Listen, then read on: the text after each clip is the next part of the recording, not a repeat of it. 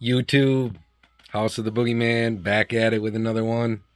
It's been a little bit, but I'm here now, and I want to do this video for y'all.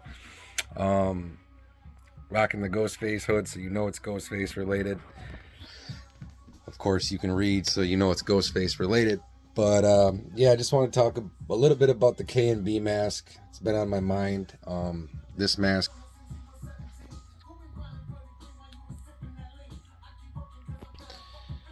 and as a lot of you guys know, if you've seen Scream more than once, which I would hope if you click on this channel, this mask was used in the beginning of the movie, you know, towards the middle of the movie. The scenes in particular, the Drew Barrymore kill, aka Casey Becker, my Ghostface coming through the glass, peeking around the glass. When he crashes through the house, he's got one of these on. You know, when he comes up behind Casey Becker, Drew Barrymore's character, he stabs her, and he's got one of these on with the gray shroud. They did have him in black. The Principal Hembry scene where Hembry cuts up the mask, it was in black. Also, when Ghostface is running through the woods, when Tatum and Sid are headed to the grocery store to get ready for the party, get some things for the party, you see Ghostface weeping through the woods in one of these bad boys.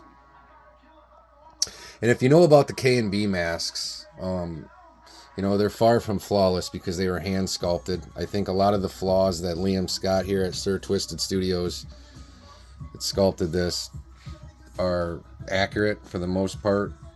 We've seen Lee Waddell, the first Ghostface, rock this mask in the film. When I first met him, I actually brought him this mask and, showed it to him and talked to him about it. He said it was a very accurate replica, and I had him sign a black shroud one that I have also from the UK, from Clyde Brasilia at Burkbench Designs. This here was sculpted from Sir Twisted Studios, Liam Scott, also in the UK. Look him up on Instagram, Sir Twisted. Very good artist. Shout out to Liam.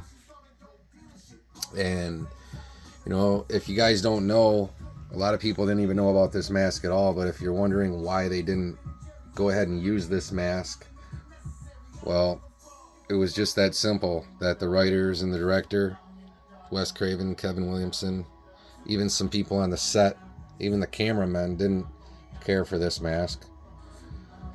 Similar situation with the K&B H2O Myers mask, which I won't get into that. But I really dig the mask, and I kind of wish they'd have brought it back for like 5 or 6, something similar. Maybe brought in the original creators, which, being this is called a K&B mask, what that means is it's just the letters of each artist's last name that helped design this mask.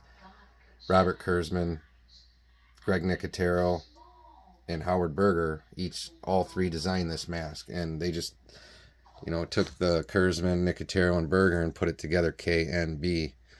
A lot of you guys probably recognize, out of those 3 lists of names, Greg Nicotero.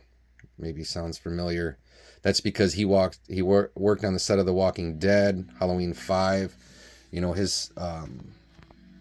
actually helped sculpt the Halloween 5 mask, which is his face and Don Shank's face put together. But again, we're talking about the Ghostface mask right here, and I think this replica is damn good. Hit Sir Twisted up if you're looking for one of these. Look at that.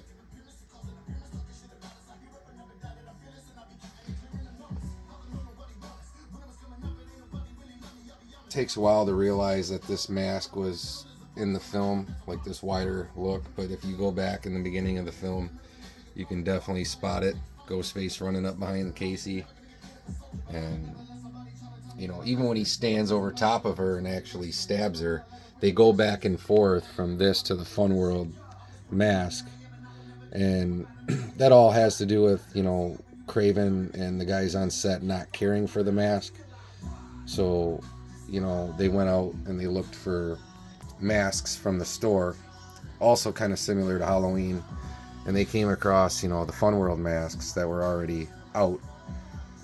The Screaming Ghost, you know, the Laughing Ghost, and some of those other ones. I'll save that for another video. And they picked the Screaming Ghost, you know, and that's what they decided to do. But they didn't want to continue on with this, and they didn't want to have to pay the actors,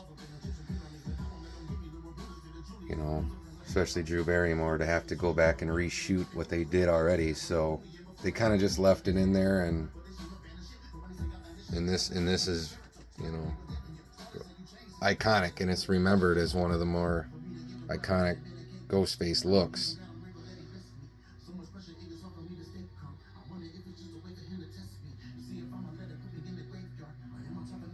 I like that undershot.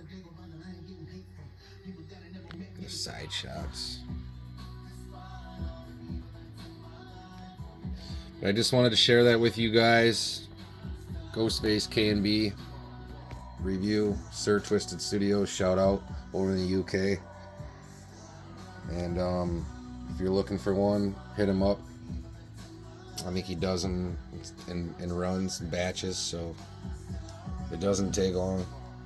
The shipping's probably one of the longer parts, but I'm sure he would do one. He wouldn't need a batch to do like a lot of these artists. They want to do a whole batch of them before they'll do one. Well, Liam's not like that. He'd probably do you one and send it out to you. Short wait time. So, House of the Boogeyman here, and I just wanted to share that with y'all. And so next time you watch the iconic Scream, if you didn't know already, you can spot this beautiful looking mask. House of the Boogeyman signing off. Have a good week, y'all.